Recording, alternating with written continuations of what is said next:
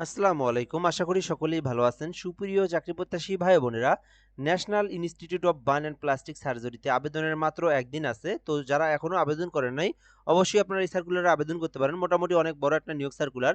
এখানে অফিস সহায়ক পদে ৩৬টি পদ আছে। এছাড়াও এখানে এইচএসসি পাশে, অনার্স ডিগ্রি পাশেও কিন্তু পদের সংখ্যা রয়েছে। তো আপনারা সার্কুলারটা দেখতে পারেন। এখনো যদি আবেদন না করেন, ৩১ তারিখ বিকাল ৫ ঘটিকা পর্যন্ত এই সার্কুলারের আবেদনের সময়সীমা আছে। ভিডিওটা দেখবেন, এর আগে যদি কেউ ভিডিওটা দেখেন আপনারা কিন্তু এই সার্কুলারে আবেদন করতে পারেন। সো আমরা এই ভিডিওর মাধ্যমে সকল বিষয়ে দেখব এই সার্কুলার নিয়ে কিভাবে আপনি আবেদন করবেন, কত টাকা ফি জমা দিতে হবে, শিক্ষাগত যোগ্যতা, সকল বিষয় নিয়ে আলোচনা করব। ভিডিওটা শেষ পর্যন্ত দেখার জন্য অনুরোধ করা হলো। এবং আপনি যদি চ্যানেলটাতে নতুন হয়ে থাকেন, নতুন এসে থাকেন, অবশ্যই সাবস্ক্রাইব করে আমাদের সঙ্গে যুক্ত থাকবেন। National institute of burn and plastic surgery ঢাকায় রাজস্ব খাতে অস্থায়ীভাবে সৃজনকৃত নিম্নবর্ণিত মোট ৬২টি পদ আছে এখানে, অর্থাৎ ৬২টি পদে কিন্তু নিয়োগ বিজ্ঞপ্তি প্রকাশ করা হয়েছে। বাংলাদেশের যে কোনো জেলার যে কোনো প্রার্থী কিন্তু আবেদন করতে পারবে, নারী পুরুষ উভয়ে আবেদন করতে পারবে। অনলাইনের মাধ্যমে এই আবেদনটা করতে হবে। এবং এটা কিন্তু একটা সরকারি নিয়োগ সার্কুলার, রাজস্ব খাতের একটা নিয়োগ সার্কুলার। তো এখানে আমরা দেখব কি কি বিষয় বলা আছে। ১ নম্বরে আছে সহকারী লাইব্রেরিয়ান ১৪ গ্রেডের। তো এই পদে একটি পদ আছে, ৩২ বছর পর্যন্ত আবেদনের সময়সীমা আছে। যেখানে আবেদন করতে শিক্ষাগত যোগ্যতা চাওয়া হয়েছে কোনো বিশ্ববিদ্যালয় হইতে অনার্স অথবা ডিগ্রি, অর্থাৎ যে কোনো স্বীকৃতি বিশ্ববিদ্যালয় হইতে অনার্স পাস অথবা ডিগ্রি পাস করা থাকলে কিন্তু আপনি আবেদন করতে পারবেন। আর এখানে খ নম্বরের বিষয় বলে দেওয়া আছে, অথবা কোনো স্বীকৃতি প্রতিষ্ঠান হইতে গ্রন্থকার বিজ্ঞানে ডিপ্লোমা, গ্রন্থকার বিষয়ে আপনি যদি ডিপ্লোমা করে থাকেন আপনি কিন্তু আবেদন করতে পারবেন। কম্পিউটার চালানোর দক্ষতা থাকতে হবে, তাহলেও কিন্তু আপনি আবেদন করতে পারবেন।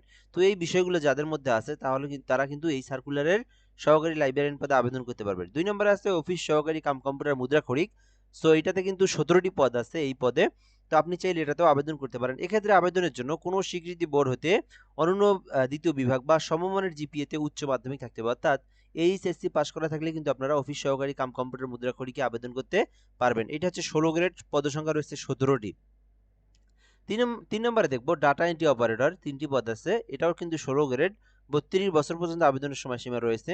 আর এইটাতে আবেদন করতে কিন্তু এইচএসসি পাস থাকতে হবে, অর্থাৎ উচ্চ মাধ্যমিক থাকতে হবে, তাহলে কিন্তু আপনি আবেদন করতে পারবেন। কম্পিউটারের বেসিক নলেজ জানা থাকলে কিন্তু আপনি আবেদনের যোগ্যতা বলে বিবেচিত হবেন। ৪ নম্বরে আছে ওয়ার্ড মাস্টার, ৩২ বছর পর্যন্ত আবেদন করতে পারবেন। এটিও কিন্তু ১৬ গ্রেডের। সো চাইলে আপনি এটাতেও আবেদন করতে পারেন। এটাতেও আবেদন করতে কিন্তু এইচএসসি পাস করা থাকতে হবে, তাহলে আপনি আবেদনের যোগ্যতা বলে বিবেচিত হবেন। ৫ নম্বরে যদি আমরা দেখি টেলিফোন অপারেটর একটি পদ আছে। এক্ষেত্রে আবেদনের জন্য এইচএসসি পাস করা লাগবে, তাহলে আপনি টেলিফোন অপারেটরে আবেদন করতে পারবেন।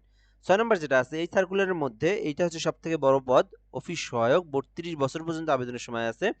এখানে কিন্তু ৩৬টি পদের সংখ্যা রয়েছে। শুধুমাত্র এসএসসি পাস করলে আবেদন করতে পারবেন। এখানে কিন্তু আর কোনো অভিজ্ঞতা বা কোনো কিছুর কথা বলা নাই। জাস্ট আপনি এসএসসি পাস করলেই আপনারা এই সরকারি যে হাসপাতাল এটাতে কিন্তু আপনি আবেদন করতে পারবেন অফিস সহায়ক পদে। তো যারা সরকারি চাকরি খুঁজে থাকেন এসএসসি পাশে, তারা কিন্তু এটাতে আবেদন করতে পারেন। আর মাত্র সময় কিন্তু একদিন আছে। তো এখন আমরা দেখব এই আবেদনের যে মূল বিষয়গুলো। তো আবেদন যদি আপনি করতে চান সেক্ষেত্রে ১৮ থেকে ৩২ বছর পর্যন্ত সময় আছে। এর মধ্যে কিন্তু আপনাদেরকে আবেদনটা করতে হবে।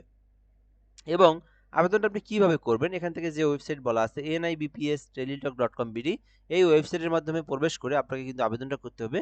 আর আবেদনটা এখানে ১৫ জানুয়ারি ডিসেম্বর শুরু হয়েছে, যেটা ৩১/১২/২০২৫, অর্থাৎ ৩১শে ডিসেম্বর পর্যন্ত সময় আছে, অর্থাৎ এই মাসের আর মাত্র আগামীকাল ৩১শে ডিসেম্বর বিকাল ৫ ঘটিকা পর্যন্ত সময় আছে। এর মধ্যে কিন্তু আপনাদেরকে এই সার্কুলারে আবেদন করতে হবে। আচ্ছা, এর পরবর্তীতে আমরা যে বিষয়টা দেখব, এখান থেকে আবেদনের জন্য কত টাকা ফি জমা দিতে হবে। তো আপনারা জানেন প্রতিটা সার্কুলারে কিন্তু গ্রেড অনুযায়ী ফি জমা দিতে হয়। ১ থেকে ৫ নং কর্মী পদের মধ্যে আপনি আবেদন করতে চাইলে ১১২ টাকা ফি জমা দিতে হবে, এবং ৬ নং কর্মী পদের মধ্যে আবেদন করতে চাইলে আপনাদেরকে ৫৬ টাকা ফি জমা দিতে হবে। এই ফি জমা দিয়ে কিন্তু আপনাদেরকে অ্যাপ্লিকেশনটা করতে হবে। আচ্ছা, তারপর যদি আমরা এখান থেকে দেখি কিভাবে আপনি ফি জমা দিবেন।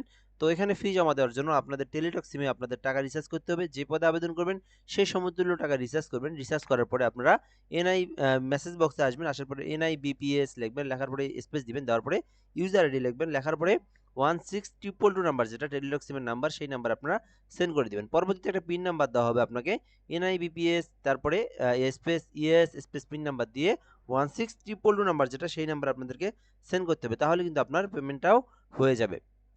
তো মূলত এটাই বিষয়। যারা আবেদন করবেন আগামীকাল ৩১ তারিখ বিকাল ৫ ঘটিকা পর্যন্ত সময় আছে। এর মধ্যে আপনারা এই সার্কুলারে আবেদনটা করার চেষ্টা করবেন। তো এ পর্যন্ত ভিডিওটা, যদি সার্কুলার নিয়ে আপনি আরো কোনো কিছু জানতে চান, বিস্তারিত জানতে চান, সেক্ষেত্রে আপনি কমেন্ট বক্সে কমেন্ট করে জানাতে পারেন। আর যেকোনো সরকারি চাকরির আবেদন করতে আমাদের এই হোয়াটসঅ্যাপ নাম্বারে যোগাযোগ করতে পারেন। তো ধন্যবাদ, ভালো থাকবেন। আসসালামু আলাইকুম।